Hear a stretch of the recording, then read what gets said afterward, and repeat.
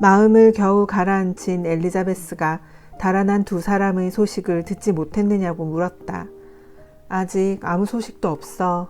제인이 침울하게 대답했다. 엄마는 어떠셔? 정신적 충격이 꽤 컸지만 많이 나아지셨어. 지금 침대에 누워 계셔. 메리와 키티는 고맙게도 아주 잘 지내고 있고. 언니는 어때? 얼굴이 창백해 보여. 얼마나 고생이 심했을까.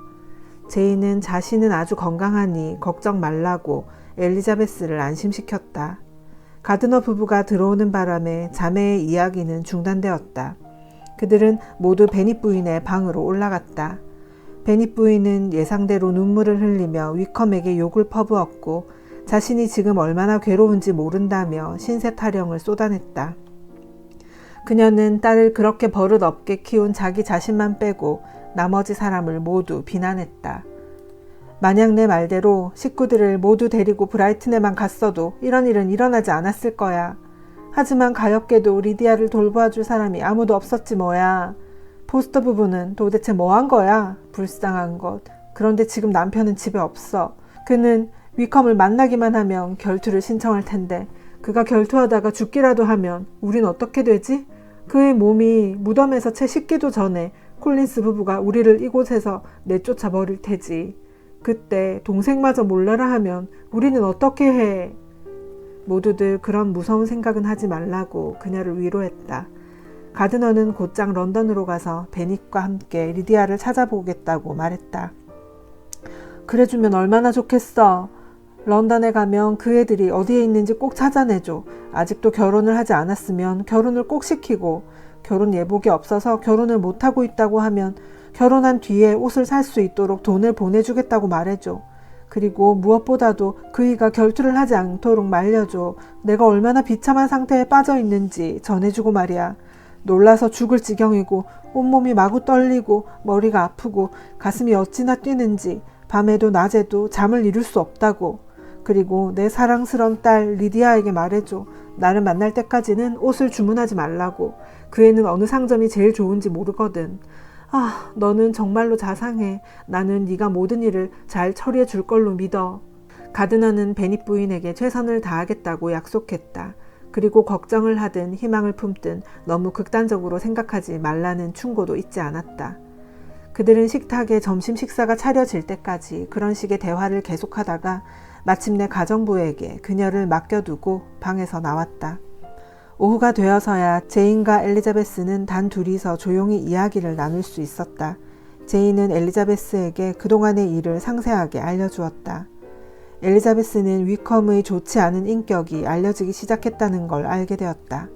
포스터 대령이 처음과는 달리 위컴을 경솔하고 낭비벽이 심한 사람이라고 생각한다는 것이었다.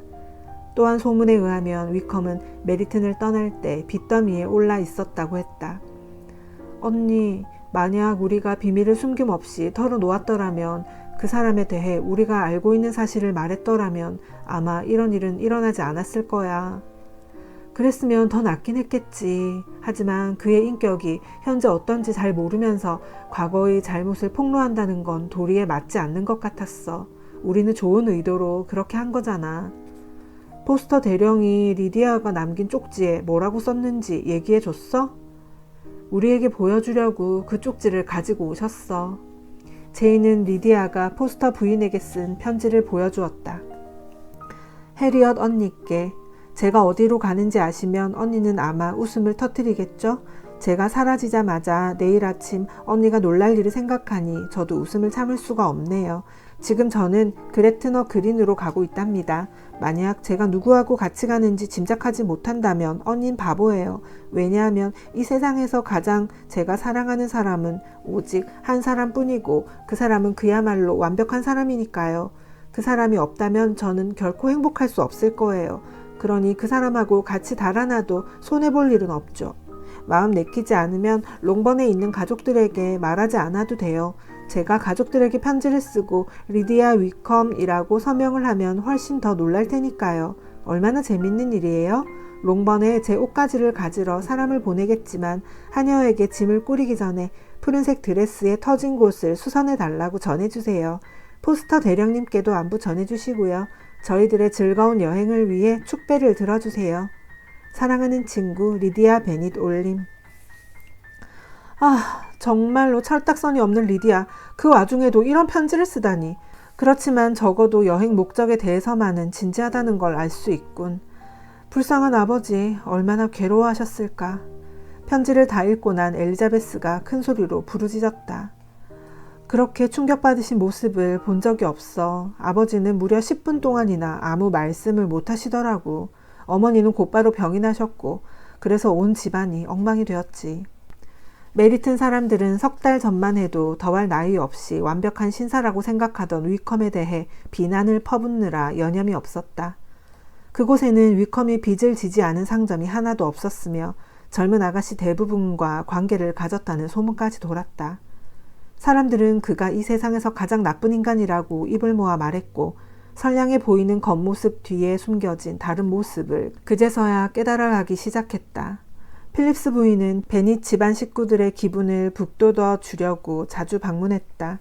그러나 찾아올 때마다 위컴의 비행에 관한 새로운 소식을 들려주어 그들을 더욱 우울하게 만들곤 했다. 롱번을 떠난 가드너에게서 편지가 날아왔다. 편지에는 베닛을 찾아가 잘 설득하여 집으로 데려왔다고 적혀 있었다.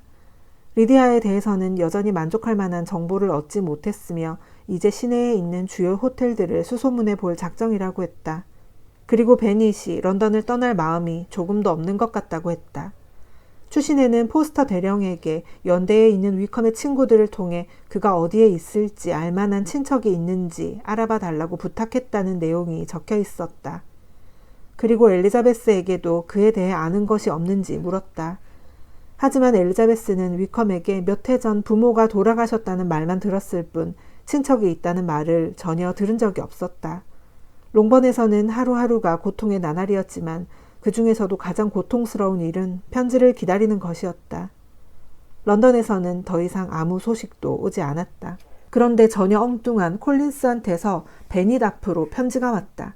제인은 베닛이 집에 없는 동안 그에게 오는 편지를 뜯어보라는 지시를 받았으므로 편지를 읽어보았다. 콜린스의 편지가 언제나 이상 야릇하다는 것을 알고 있는 엘리자베스도 어깨너머로 편지를 읽어보았다. 삼가 올립니다. 친척의 한 사람으로서나 또한 성직자로서의 제 위치로 보나 현재 당하고 계신 불행에 대해 위로의 말씀을 드리는 것이 제가 해야 할 도리라고 생각합니다. 시간이 아무리 흘러도 돌이킬 수 없는 가장 참담한 일인지라 이보다 더 고통스러운 경우는 아마 없을 것입니다. 차라리 따님이 사망한 것이 오히려 더 나을지도 모르겠습니다.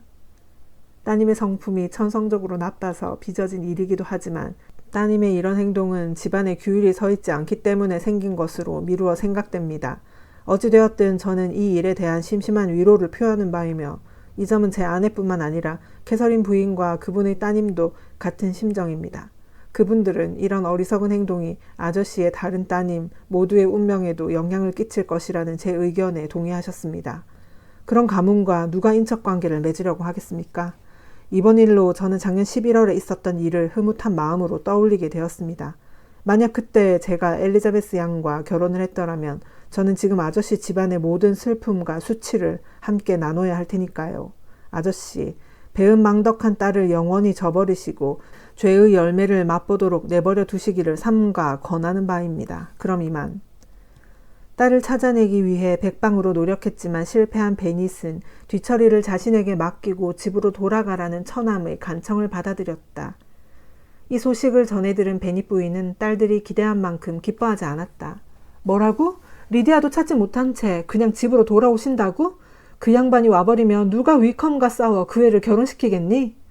집에 도착한 베닛은 평소처럼 냉정한 태도를 잃지 않았다. 여전히 말이 없었고 런던에서 있었던 일에 대해 한마디도 꺼내지 않았다. 시간이 좀 지난 뒤에야 딸들이 용기를 내어 먼저 말을 꺼냈다. 엘리자베스가 베닛에게 위로의 말을 건네자 그가 대꾸했다. 그 이야기는 이제 하지 말자. 내가 마땅히 받아야 할 고통이야. 모두 내 잘못이다. 그는 잠시 침묵하다가 다시 말을 이었다. 지난 5월에 리즈 네가 해준 충고가 옳았구나. 이런 일을 겪고 나니까 네 생각이 깊다는 걸 알겠다. 그때 마침 베닛 부인이 마실 차를 가지러 온 제인 때문에 두 사람의 이야기가 잠시 중단되었다. 베닛이 돌아온 지 이틀이 지났다. 제인과 엘리자베스는 집 뒤의 정원을 산책하고 있었다. 그때 가정부가 그들에게로 걸어와 말했다. 산책을 방해해서 정말 죄송합니다. 하지만 런던에서 온 좋은 소식을 들으셨을 듯하기에 이렇게 실례를 무릅쓰고 여쭈어 보려고요. 그게 무슨 말이에요? 런던에서 온 소식이라니요. 아가씨, 30분 전에 가두너쉬로부터 속달 편지가 온 것을 모르세요? 그들은 즉시 집을 뛰쳐나와 잔디밭을 가로지른 뒤 베닛의 뒤를 쫓았다. 엘리자베스처럼 몸이 가볍지 못한 제인은 얼마 안가 발걸음을 늦추었다. 엘리자베스가 먼저 숨을 헐떡거리며 베닛에게 다가가 큰 소리로 말했다. 아, 아버지, 무슨 소식이 왔어요? 좋은 소식인가요? 나쁜 소식인가요? 우리가 더 이상 무슨 좋은 소식을 기대할 수 있겠니? 하지만 읽어보고 싶을 테지. 호주머니에서 편지 한 장을 꺼내며 그가 말했다. 엘리자베스는 조바심을 내며 편지를 받아들었다. 제인은 그제야 가까이 다가왔다.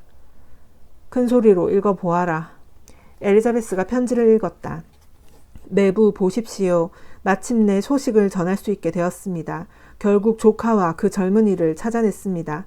그들은 아직 결혼을 하지 않았는데 제 생각으로는 그럴 의사가 있는 것 같지도 않습니다. 하지만 억지로라도 결혼을 시킬 의향이 있으시다면 오래지 않아 두 사람의 결혼이 이루어지리라 믿습니다. 매부께서 우선 하실 일은 매부와 누님이 돌아가시면 자녀들에게 주기로 약속한 5,000파운드를 법에 따라 리디아에게 똑같이 분배해주겠다고 약속하시는 것입니다. 또한 매부가 살아 계시는 동안 매년 100파운드씩을 주겠다고 약속하시면 됩니다. 위컴 씨는 세간에 알려진 것처럼 재정적인 문제가 그렇게 절망적이지는 않습니다. 빚을 청산하고도 그의 몫으로 돈이 조금 남을 것 같습니다. 계약서를 작성하는 데 필요한 모든 세부 사항을 매부의 변호사에게 말할 테니 굳이 런던에 오실 필요는 없습니다. 이 편지를 받는 즉시 답장을 주시기 바랍니다. 저희는 리디아가 저희 집에서 결혼하는 것이 가장 좋으리라고 판단하고 있으며 매부께서도 동의하시리라 믿습니다. 리디아는 오늘 저희 집으로 옵니다. 다른 새로운 소식이 있으면 바로 편지하겠습니다. 그럼 이만. 그레이스 처치 스트리트에서 에드워드 가드너 올림. 아버지 답장하셨나요? 그러기가 정말 싫구나 하긴 해야겠는데. 베닛은 딸들과 함께 집으로 향했다. 아버지, 그 조건들에 동의해야 하지 않겠어요? 엘리자베스가 물었다. 동의해야 한다고? 위컴이 어째서 겨우 그런 조건만 요구하는지 부끄러울 뿐이다. 결혼시켜야 해요. 그 사람이 비록 그런 위인이라 해도요.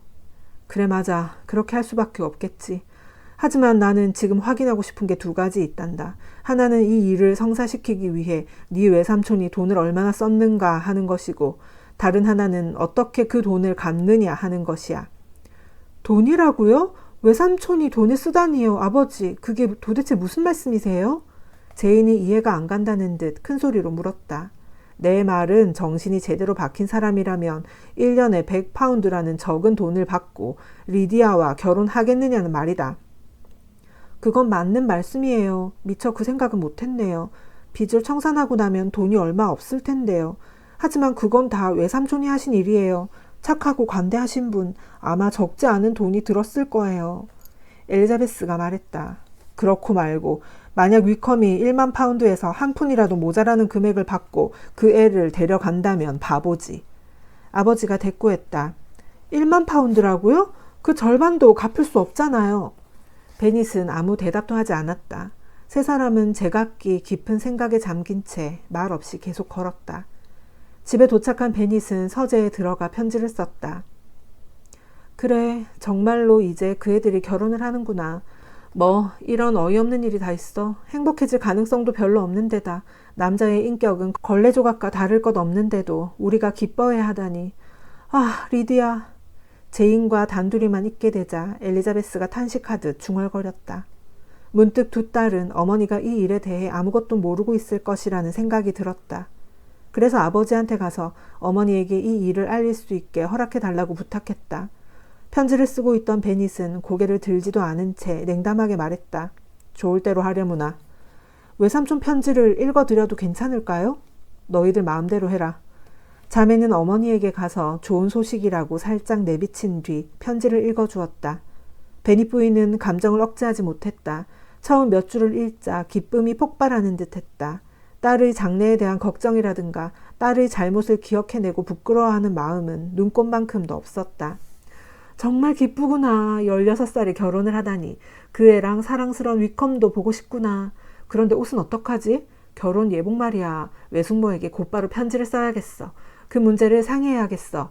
키티, 어서 종을 울려 하녀를 불러주렴. 당장 옷을 입어야겠다. 이모에게도 이 기쁜 소식을 전해줘야지. 돌아오는 길에 루커스 부인과 롱 부인에게도 들르고 말이야. 베니 부인은 곧 하인에게도 그 소식을 전해주었다. 하인도 무척 기뻐했다. 여러 사람을 대신해 축하를 받은 엘리자베스는 이런 어리석은 일에 염증을 느끼고는 혼자만의 시간을 갖기 위해 자기 방으로 들어가 버렸다. 오래전부터 베닛은 자녀들의 장례를 위해 해마다 얼마씩이라도 저축을 해두는 편이 좋겠다고 생각해왔다. 혹시라도 아내가 자신보다 더 오래 살 경우를 대비해서라도 꼭 필요한 일이었다. 아니, 사실은 그 어느 때보다 지금 당장 그 필요성을 절실히 느끼고 있는 중이었다. 생각한 대로 꾸준히 저축을 해왔더라면 리디아의 명예를 회복하기 위해 처남에게 의지해야 하는 일은 일어나지 않았을 터였다. 물론 신혼 초에는 저축을 할 필요가 전혀 없다고 생각했다. 당연히 아들을 낳을 것이라고 믿었기 때문이다. 그 아이가 성년이 되면 한정상속의 제한을 받지 않으므로 아내와 다른 자녀들의 생활은 보장을 받게 되는 셈이었다. 그러나 딸만 내리 5을 낳았을 뿐 정작 아들은 한 명도 낳지를 못했다. 베닛 부부는 아들에 대한 미련은 말끔히 버렸지만 저축을 시작하기에는 너무 늦어버렸다. 베닛 부인은 천성적으로 돈을 헤프게 쓰는 편이었는데 그나마 남편이 적절히 자제를 시켜서 수입을 초과하지 않고 사용할 수 있었다. 결혼 계약서에는 5,000파운드가 베닛 부인과 자녀들의 상속 재산으로 약정되어 있었다. 그러나 자식들의 몫은 부모의 뜻에 달려 있었고 바로 이 점이 리디아와 관련해 해결하고 넘어가야 할 문제였다. 베닛은 처남의 제안을 수락했다. 그는 이 문제를 이렇게 간단히 해결하리라고는 상상도 하지 못했다.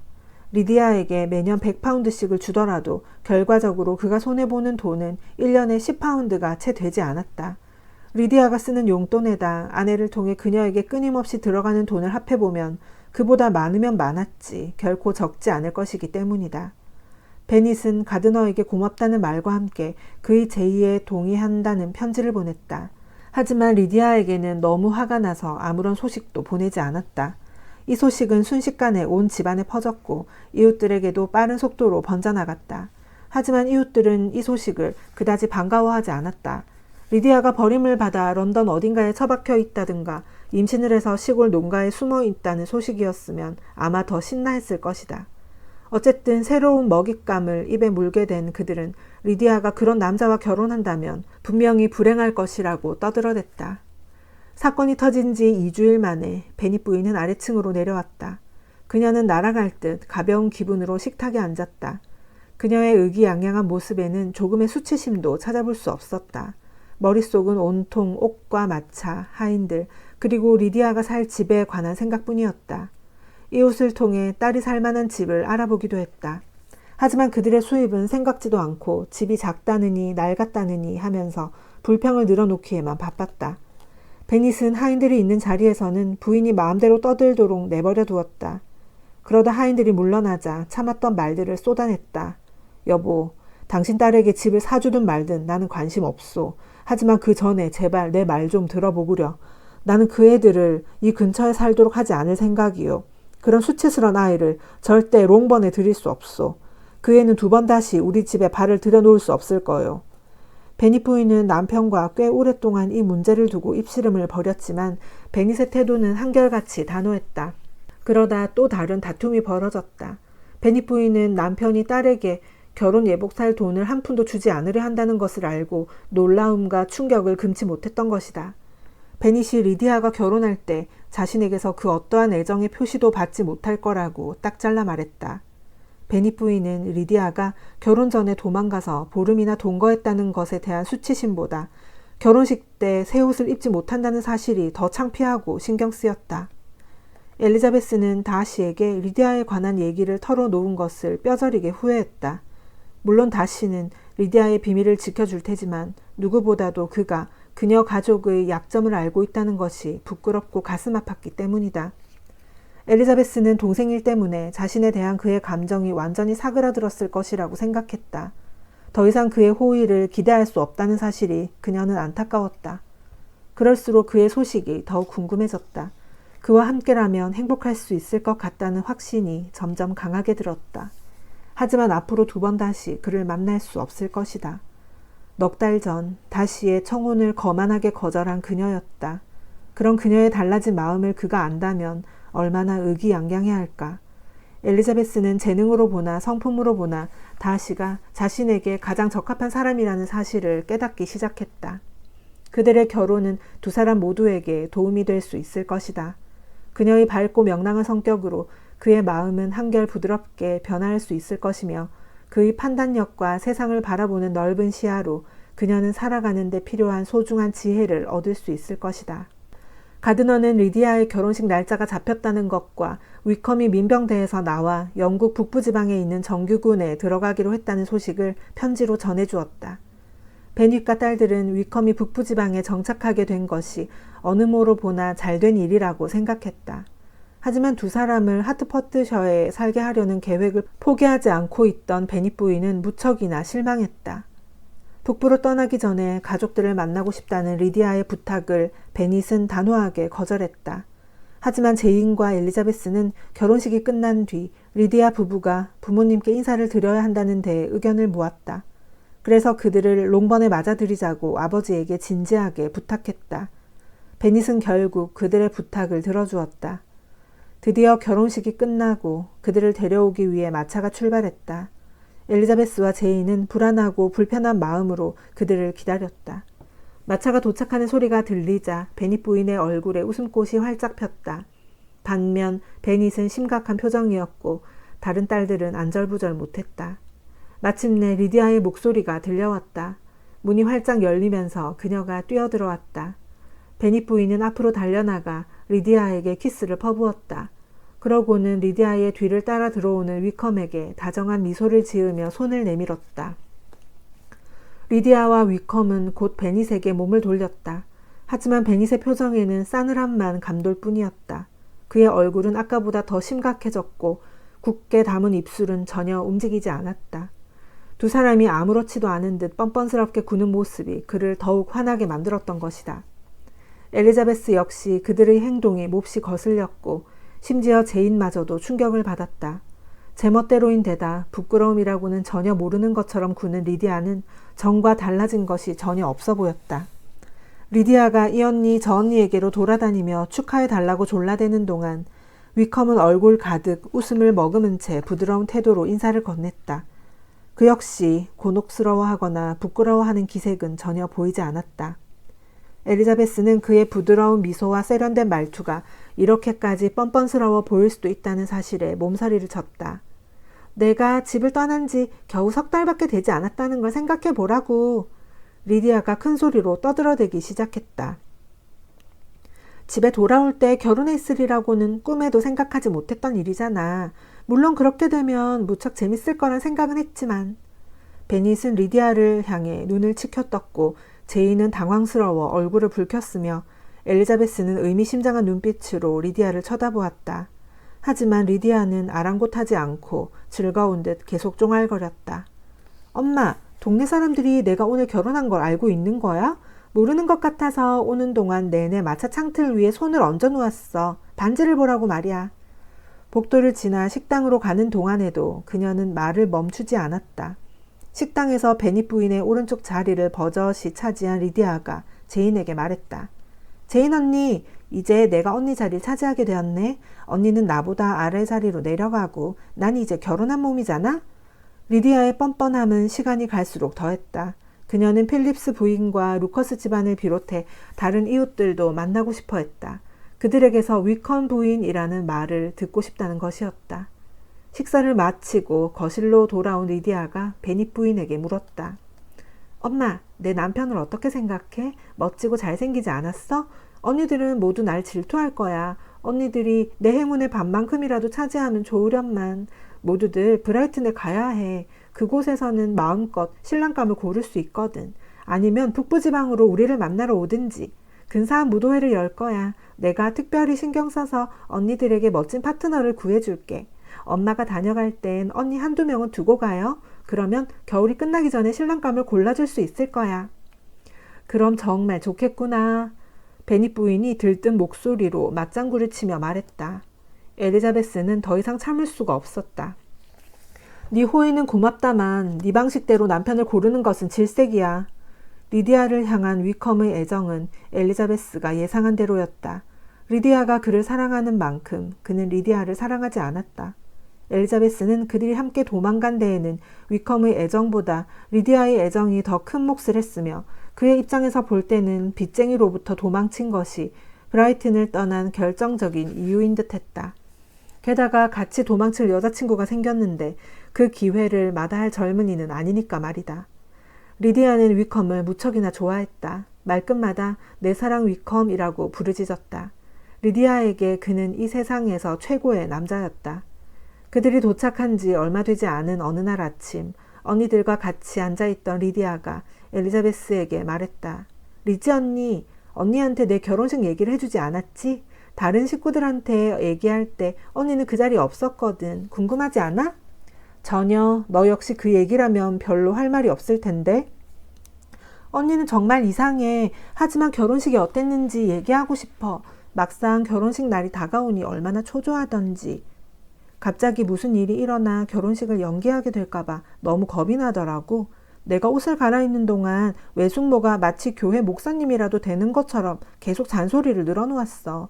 하지만 내 귀에는 한마디도 들어오지 않았지. 내 사랑 위컴만 생각하고 있었거든. 그가 결혼식 때 푸른색 제복을 입고 나올지 아닐지 궁금해서 견딜 수가 있어야지. 그러다가 마차가 정문에 도착했는데 외삼촌에게 갑자기 급한 일이 생긴 거야. 나는 너무 겁에 질려 어떻게 해야 좋을지 몰랐어. 외삼촌이 식장에서 아버지 대신 나를 위컴 씨에게 넘겨주는 역할을 맡으셨거든. 만약 정해진 시각까지 외삼촌이 오지 않으면 우리는 그날 결혼식을 올릴 수 없잖아? 다행히 외삼촌이 금방 오셔서 우린 곧 떠날 수 있었지. 그런데 나중에 생각해보니 걱정할 필요가 없었지 뭐야. 외삼촌이 안 오시더라도 다시 씨가 외삼촌 역할을 대신해주면 되니까 결혼식을 연기할 일은 없었을 텐데 말이야. 다시 씨라고? 엘리자베스가 놀라서 소리쳤다. 그럼 위컴 씨와 함께 오셨거든. 아차, 맙소사, 깜빡 잊었네. 그 얘기는 하지 않기로 약속했는데 그건 비밀이거든. 그렇다면 더 이상 캐묻지 않을게. 엘리자베스는 궁금한 마음을 뒤로 한 채 우선 그렇게 말했다. 고마워 언니. 언니들이 캐물으면 난 모든 얘기를 할 수밖에 없어. 그러면 나의 위컴 씨가 몹시 화를 낼 거야. 좀 더 캐묻고 싶은 충동을 느꼈지만 엘리자베스는 동생이 비밀을 지킬 수 있도록 방을 나갈 수밖에 없었다. 그러나 궁금증은 머릿속에서 사라지지 않았다. 다시가 리디아의 결혼식에 참석했다니 도대체 그는 어떤 사람이란 말인가? 엘리자베스는 종이 한 장을 꺼내 외숙모에게 짤막한 편지를 썼다. 리디아의 말을 들어보니 다시가 결혼식에 참석했다고 하는데 비밀을 누설하는 것이 아니라면 그 일에 대해 자세히 설명해 달라고 부탁했다. 그리고 끝에 이렇게 덧붙였다. 만약 외숙모께서 그럴 만한 사정이 있어 비밀을 누설할 수 없다면 저는 다른 방법을 통해서라도 꼭 알아내고 말 겁니다. 외숙모로부터의 답장은 생각보다 빨리 도착했다. 엘리자베스는 편지를 받자마자 아무에게도 방해받지 않기 위해 숲으로 급히 달려갔다. 사랑하는 엘리자베스에게 방금 편지를 받고 무척 놀랐단다. 너에게서 그런 편지가 올 줄은 몰랐거든. 그렇다고 내가 화가 났다고는 생각하지 마라. 다만 나는 네가 그런 질문을 할 거라고는 미처 생각하지 못했다는 말이란다. 외삼촌도 나만큼 놀라셨단다. 네가 이 문제에 관여하고 있다고 생각해서 외삼촌도 그렇게 일을 처리하신 거니까. 우리가 지금 이렇게 놀라는 것도 무리가 아니란다. 하지만 네가 정말로 아무것도 모르고 있다면 설명을 해줘야겠지. 내가 롱번에서 돌아온 바로 그날 너의 외삼촌은 의외의 손님을 한 분 맞으셨단다. 바로 다시 씨였지. 그와 외삼촌은 몇 시간 동안 밀담을 나누셨어. 그가 리디아와 위컴이 있는 곳을 알아냈으며 그들과 여러 번 얘기를 나누어 보았다는 거지 뭐니. 다시 씨는 우리가 더비셔를 떠난 바로 그 이튿날 두 사람을 찾기 위해 런던에 간 거였어. 그는 이 모든 일에 책임감을 느낀다고 하더라. 작년에 메리튼에 있을 때 위컴이 성실하지 못한 사람이라는 사실을 알고 있으면서도 사람들에게 알리지 않았기 때문이라는 거야. 그 사람은 그 일에 대해 자신의 오만함을 탓하고 있었어. 다시 양의 개인 교사로 있다가 무슨 이유 때문인지 얼마 전에 해고당한 부인이 있대. 해고를 당한 뒤로는 런던에 집을 한 채 빌려서 방을 세주어 생계를 유지해 왔다는구나. 그 여자가 위컴과 친하다는 것을 알고 다시 씨가 직접 그녀를 찾아갔대. 하지만 쉽게 얘기해주지 않아서 2, 3일이나 지난 다음에야 어렵게 그들이 숨어있는 곳을 알아낸 거야. 그는 먼저 리디아에게 지금의 수치스러운 생활을 버리고 집으로 돌아가라고 설득했지만 그 아이는 그곳을 떠날 마음이 조금도 없더래. 리디아는 위컴이 언젠가는 결혼해 줄 거라고 확신하고 있었고 그게 언제인지는 크게 개의치 않더라는 거야. 위컴은 그럴 생각이 전혀 없는 것처럼 보이는데도 말이다. 그는 빚독촉이 너무 심해서 도망친 거라고 털어놓았대. 네 동생에 대해서는 그 애의 어리석음 때문이지 자신은 전혀 책임이 없다고 하더라나. 그는 아직도 다른 돈 많은 여자와 결혼해서 한 재산 얻으려는 희망을 버리지 않고 있더라는 거야. 그래서 두 사람 모두에게 만족스러운 결과를 얻어내기 위해 타협을 하기에 이르렀지. 위컴은 이 기회에 한몫 잡으려고 생각했는지 처음에는 무리한 요구를 해왔대. 하지만 결국 적당한 선에서 물러서고 말았다고 하더구나. 다시 씨는 외삼촌이 책임을 같이 떠맡자고 제안했는데도 한사코 거절했어. 네 외삼촌은 이 모든 일을 기꺼이 해결하려고 했는데도 말이다. 다시 씨는 자신이 직접 도울 수 없다면 아예 아무것도 하지 않겠다는 식이었지. 두 사람은 이 문제를 두고 오랫동안 토론을 했지만 마침내 네 외삼촌이 양보하고 말았단다. 다시 씨는 위컴의 빚을 모두 갚아주었고 집에서 물려받은 리디아의 재산에 1,000파운드를 더 보태주었어. 게다가 위컴에게 군대 장교 자리까지 사주었단다. 다시 씨가 그렇게 관대한 행동을 한 것은 앞에서 설명한 그런 이유 때문이래. 자기가 위컴에 대해 제대로 말해주지 않아서 리디아가 피해를 입었기 때문이라는 거지. 물론 그 말도 일리가 없는 건 아니야. 하지만 사랑하는 리지야, 이런 허울 좋은 구실에도 불구하고 이 일에 또 다른 문제가 얽혀있지 않았다면 네 외삼촌은 결코 동의하지 않았을 거야. 이번 기회에 말해두는 게 좋겠구나. 내가 그 사람을 얼마나 좋아하는지. 너무 솔직하게 말한다고 네가 화를 낼까? 그 사람의 행동이며 이해심, 생각 등이 무척이나 마음에 든다. 다만 젊은이다운 활력이 약간 없다고나 할까? 하지만 그것은 좋은 배우자를 만나서 결혼한다면 그의 아내가 키워줄 수도 있는 것이지. 그 사람 엉큼한 구석이 있더라. 네 이름은 입도 뻥긋하지 않지 뭐니? 하지만 엉큼한 것도 요즘엔 유행인 듯 싶기도 하다. 내가 너무 주제넘게 썼다면 용서해라. 적어도 펜벌리에 발을 들여놓지 못하는 벌을 내리지 말아다오.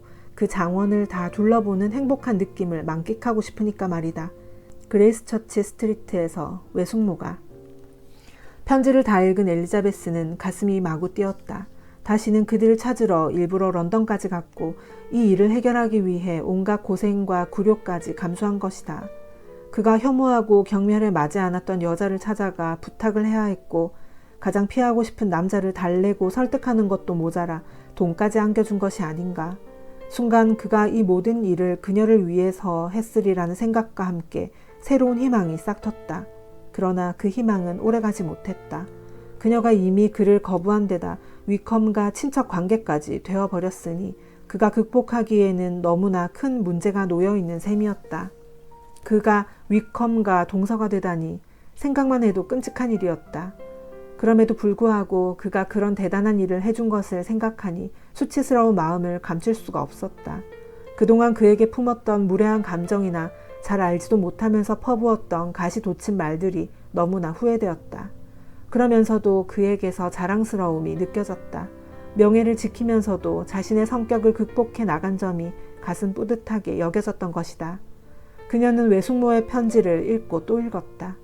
그와의 인연이 여기까지라는 것이 무척 안타까웠지만 그래도 그가 자신을 위해 그런 일을 해준 것만으로도 한없이 기뻤다.